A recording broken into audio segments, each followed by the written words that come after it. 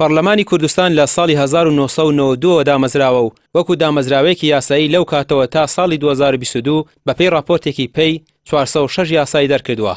بەڵام لە کۆی ئەو ژمارەیە تەنها 23 یاسای لێ جێبەجێ کراوە. 136 یاسا کاری پێناکرێت و 96 یاسا هەڵوەشاونەتەوە و ئەوانەی دیکەش بۆ کاری دیکە گرفتیان بۆ دروست کراوە. 136 یاسا ئەو یاسایانن کە هەڵوەشاونەتەوە یاخود کاتی بوون بە مەبەستێکی دیاریکراو دەرچوون، واتە ئەو 136 یاسایە کە ڕێژەی 33.5 لەخۆ دەگرێت کاریان پێ ناکرێت. 20 یاسا ئەو یاسایانن کە تا ئێستا لە بواری پراکتیکدا جێبەجێ نەکراون کە ڕێژەی 4.9 لەخۆ دەگرێت. 227 یاسا ئەو یاسایانن کە بەرکارن و پێشێل کراون، جێبەجێ نەکراون بە جۆرێک و پێشێل کراون کە ڕێژەی 155.9 لەخۆ دەگرێت.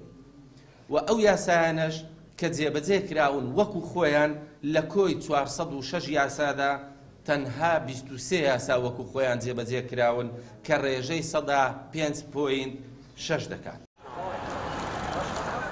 شارەزایەکی یاسایی دەڵێت پەرلەمان کاری یاسادەرکردن و چاودێریکردنی دامەزراوەکانی حکومەتە، بەڵام ئەوەی یاساکانی جێبەجێ نەکردووە دەسەڵاتی دادوەری و جێبەجێکردنە.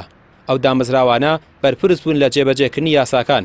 پەرلەمانیش کەم تەرخەم بووە لەوەی چاودێرێکی ور نەبووە بەسەر دامەزراوەکانەوە و لێپێچینەوەی نەکردووە لەو یاسانەی دەری کردووە و جێبەجێ نەکراون. یەکە هەر بریتی نییە لە دامەزراوەی پەرلەمان کەوە توانێت یاسا دەربچوێنرێەوە بۆ کەیفێتێکەیە ئەبێ و لایەنی کە جێبەجێیەکا پێڵێن تەطبیقی قانون ئەرکی کوێیە؟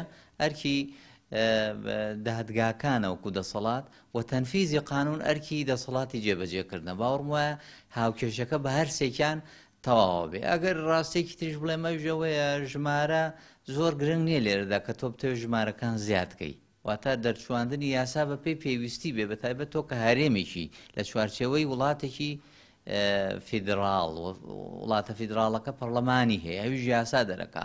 تا من پێم سەیرەکە ڕاستە پەیماندەی 170 دەستوری هەمیشەی عێراق دەسەڵاتی تەنفیزی و تەشریعی هەرێمی کوردستان پارێزراوە و خۆی توانێت چارەکی بکە، بەڵام خۆ بۆ یاساکانی عێراقیش لێرە جێبەجێ نەکرێت. بۆچی؟ یعنی خۆ تۆ وڵاتێکی جیاواز نییە، تاوان تۆ ئەندامت هەیە لەوێ چۆ یاسا دەربچوێنرێ بۆ پارێزگایەکی تری عێراق؟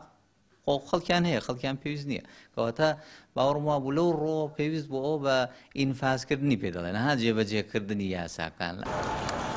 یەکێک لە نیگەرانیەکان لە هەرێمی کوردستان دەستوەردانی حیزبیە لە کاروبارە یاساییەکان.